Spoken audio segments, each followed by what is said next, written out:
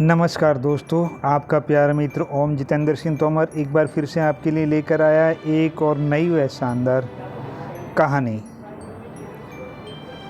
यह दिल्ली है मेरी जान भाग 1 मेरी 25 कहानियों का संग्रह है और संग्रह की इस दूसरी कड़ी में मैं आपको सुनाने जा रहा हूँ अपनी दूसरी कहानी। यह दिल्ली है मेरी जान। कहानी नंबर 2, गुमशुदा की तलाश। सूचना देने वाले को 40,000 का इनाम। कहानी शुरू करने से पहले मेरी पहली कहानी को पसंद करने के लिए आपका बहुत बहुत धन्यवाद और मेरा हौसला बढ़ाने के लिए और भी आपको बहुत बहुत धन्यवाद। चलिए कहानी शुरू करते हैं। रामपाल एक सेवानिवृत्त अध्यापक है। उसे अच्छी खासी पेंशन भी मिलती है। सेवानिवृत्ति तक उसका समय बहुत ही अच्छी तरह से बीता था और सेवानिवृत्ति के उपरांत तो परिवार के साथ और भी अच्छी तरह से बीत रहा है।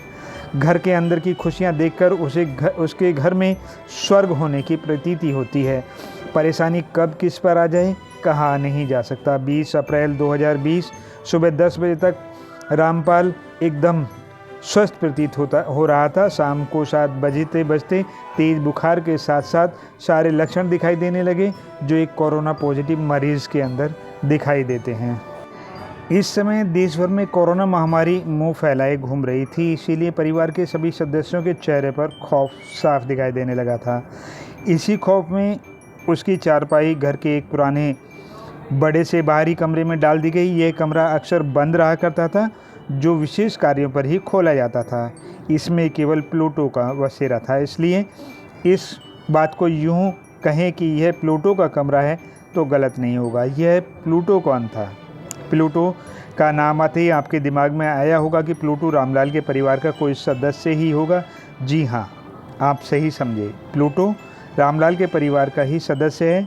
वह रामलाल के परिवार में भी कैसे शामिल हुआ, चलिए बताते हैं। रामलाल कुछ साल पहले बाजार जा रहे थे तो उन्होंने देखा कि एक बहुत ही सुंदर सा प्यारा सा पिल्ला रास्ते में खेल रहा है। उन्हें वह बहुत अच्छा लगा, लेकिन तभी वह वहाँ तेज़ी से आ रही एक मोटरसाइकिल से टकराकर घायल हो गया। वह बहुत तेज़ी से दर्द से कराहने लगा। रामलाल से उसका दर्द देखा नहीं गया। वे तेज़ी से उसके पास पहुँचे और धीरे धीरे उस पर हाथ फिराने लगे। प्यार भरे हाथों का स्पर्श पाकर वह कुछ शांत हुआ तो रामलाल ने हिम्मत करके उसे अपनी गोद में उठा लिया और अपने घर ले आए। उसका अच्छे से इलाज कराया और अपने पास रख लिया। रामलाल ने इसको एक सुंदर सा नाम दिया, प्लूटो। रामलाल उसे अपने बच्चे की तरह पालने पोसने लगा।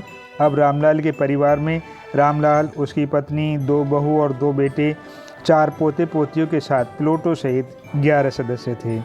बस यहीं से शुरू हो गया प्लूटो और रामलाल के बीच का एक आत्मीयता भरा संबंध।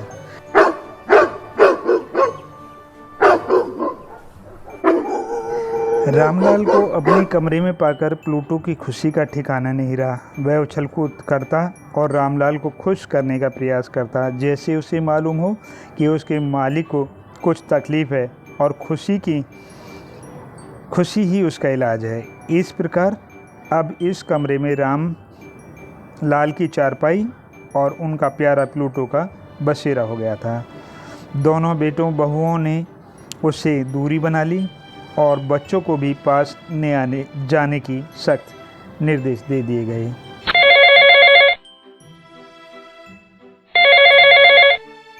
सरकार द्वारा जारी किए गए नंबर पर फ़ोन करके रामलाल की बीमारी की सूचना दे दी गई।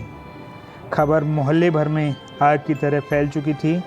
खौफ इतना कि कोई मिलने नहीं आया। साड़ी के पल्ले से मुँह लपेटे हुए, हाथ में छड़ी लिए पड़ोस की एक बूढ़ी अम्मा आई और रामलाल की पत्नी से बोली, अरे कोई उसे थोड़ा सा खाना खिला दो। परंतु खौफ के कारण किसी ने भी यह कार्य करना उचित नहीं समझा। तो वह वृद्धा पुनः बोली, अरे कोई दूर से ही खाना सरका दो, वरना अस्पताल वाले तो उसे भूखा ही उठा ले जाएंगे।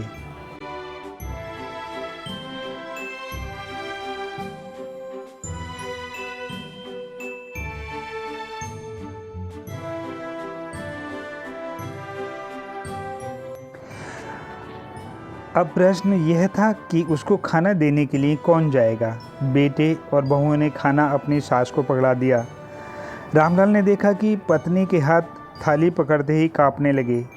उसके पैर एक जगह ही जम गए, मानो खूंटे से बांध दिए गए हों।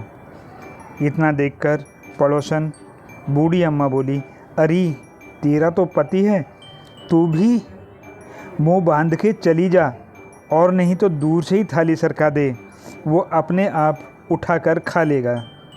सारा वार्तालाप रामलाल चुपचाप सुन रहा था। वह सोचने लगा कि परिवार होता किस लिए हैं, मुश्किल में एक दूसरे के काम आने के लिए। यह सोचकर रामलाल की आंखें नम हो गईं। उसकी तो मानो भूख ही मर गई। रामलाल के मुख से निकला, हे राम, यह कैसा समय आ गया है कि अपने ही मुख मोड़ रहे हैं। उसने खाना लेकर खड़ी अपनी पत्नी की ओर देखा और कांपते होठों से उससे कहा, कोई मेरे पास न आए तो बेहतर है, मुझे भूख भी नहीं है। इसी बीच एम्बुलेंस आ जाती है और रामलाल को एम्बुलेंस में बैठने के लिए बोला जाता है। रामलाल चारपाई से उठकर चुपचाप एम्बुलेंस की ओर चल दिया। आज उसे विदा करने के लिए कोई नहीं आया।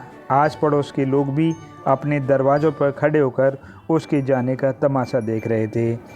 रामलाल ने घर के दरवाजे पर आकर एक बार पलटकर अपने घर की तरफ देखा। पोती पोते प्रथम तल की खिड़की से मास्क लगाए दादा को निहार रहे हैं और उन बच्चों के पीछे सर पर पल्लू रखे उसकी दोनों बहुएं दिखाई देती हैं।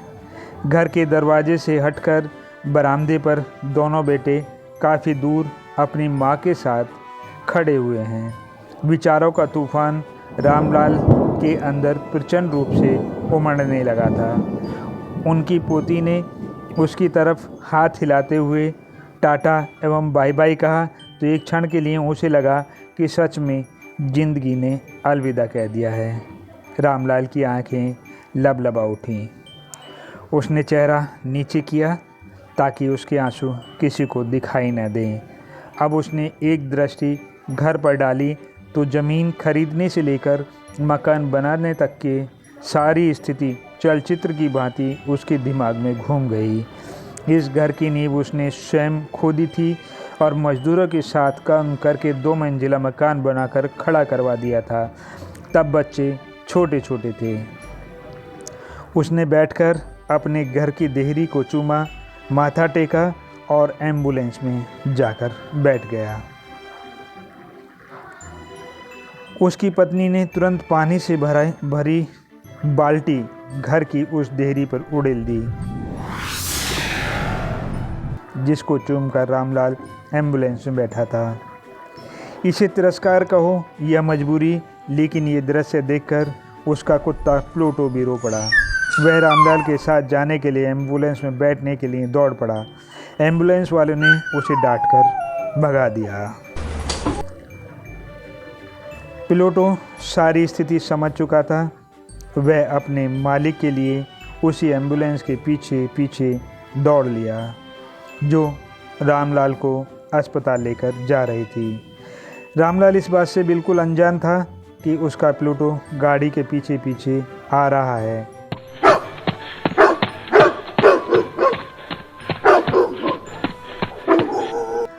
जहाँ सभी ने उसका साथ छोड़ दिया, एकमात्र एक जानवर उसका साथ निभा रहा है।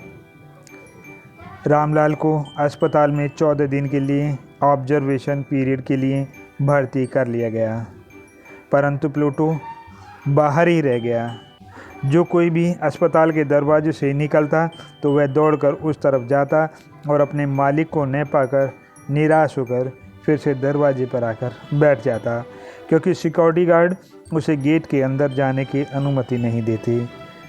गार्ड ने महसूस किया कि कुत्ता सैकड़ों बार उठकर गया और फिर अपनी जगह पर आकर बैठ गया। उसने दोपहर से कुछ भी नहीं खाया। गार्ड अपने लिए खाना लेकर आता था, उसमें से कुछ खाना उसके सामने डाल दिया, लेकिन उसने उसे मुंह तक नहीं लगाया। रात हो गई।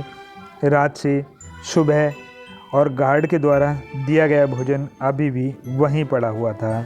गार्ड ने धीरे धीरे उससे दोस्ती की और उस पर हाथ फहराने लगा। अपनापन पाकर प्लूटो ने पूंछ हिलानी शुरू कर दी। अब दोनों में दोस्ती हो गई। अब गार्ड ने उसे खाने के लिए दिया तो वह उसने खा लिया। अगले दिन गार्ड कुछ फालतू खाना घर से लेकर आने लगा। गार्ड ने देखा कि कुत्ता केवल एक ही रोटी खाता है जो उसे जीवित रखने के लिए पर्याप्त है।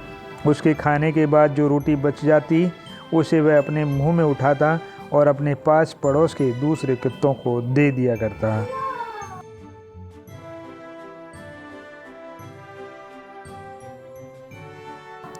गार्ड कुत्ते के इस अनोखे व्यवहार को देखकर आश्चर्यचकित था।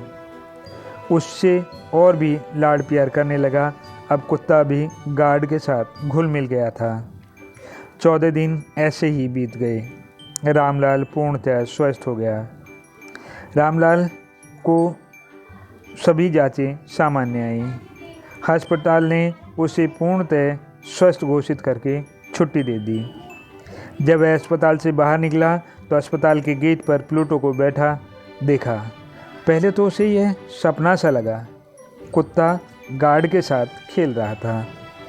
रामलाल को विश्वास ही नहीं हुआ, परंतु उसका मन नहीं माना।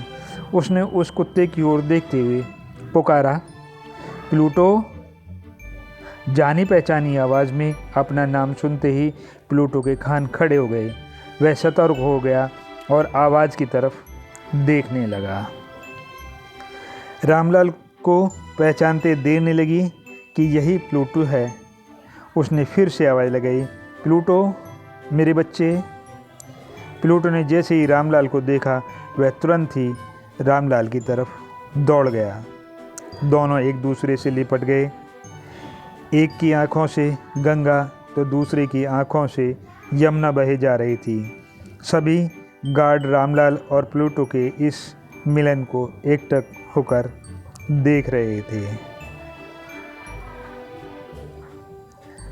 प्लूटो का गार्ड दोस्त रामलाल के पास आया और बोला, क्या यह तुम्हारा ही कुत्ता है? हाँ भाई, यह मेरा कुत्ता नहीं, मेरा बच्चा है।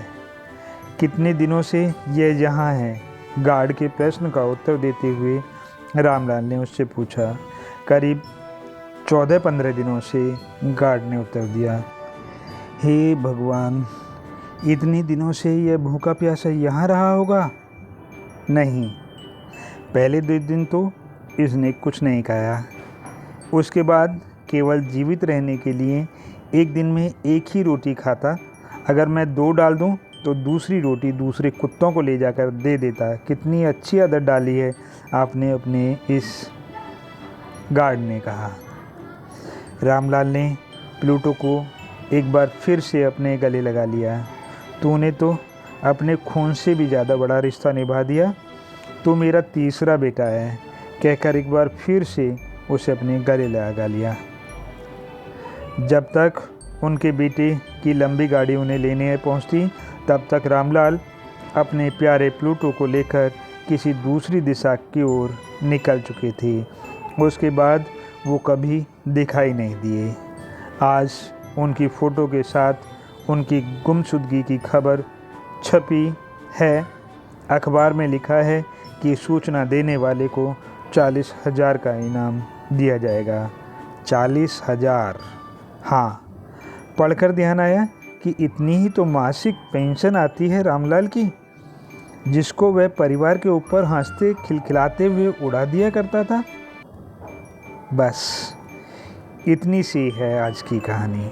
यदि आपको हमारी प्रस्तुति अच्छी लगी तो कृपया हमारे चैनल को सब्सक्राइब तथा लाइक करें तथा अपने दोस्तों में शेयर करें, ताकि वे भी हमारी इस कहानी से अवगत हो सकें और हमें उनके विचार प्राप्त हो सकें। अब अपने प्यारे मित्र ओम जितेंद्र सिंह तोमर को विदा दीजिए। नमस्कार, जय हिंद, जय भारत। यह दिल्ली है मेरी जान की नेक्स्ट स्टोरी के लिए स्टे ट्यून्ड।